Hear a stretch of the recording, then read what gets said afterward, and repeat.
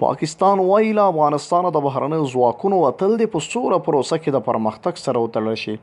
پاکستان وایي له افغانستانه د بهرنیو ځواکونو د مسؤلانه وتلو ملاتړ کوي او هیله لري چې له دې هېواده د امریکایي او ناټو عسکرو وتل د افغانستان په سولې پروسه کې له پرمختګ سره وتړل شي.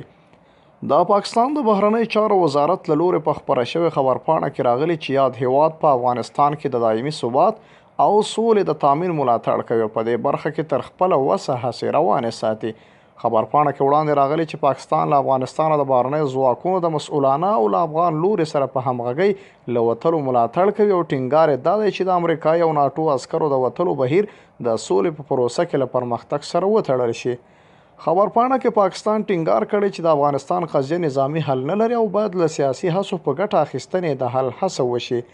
د پاکستان پورتنی موقف داسې مهال دی چې امریکا او ناټو وایي د راتلونکي مۍ میاشتې له پیلېدو سره سم له افغانستانه د بهرنیو ځواکونو د وتلو بهیر پیلوي او د روان میلادي کال د سپتمبر تر 11 نیټې ټول عسکر له افغانستانه وباسي. امریکا وایي د عسکرو د ایستلو په پروسه کې ناټو هم ملتیا کوي او د سپتمبر د 11 پیښې د لمانځلو د 20 کلیزې له رارسېدو سره به په افغانستان کې هیڅ بهرنی عسکر موجود نه وي.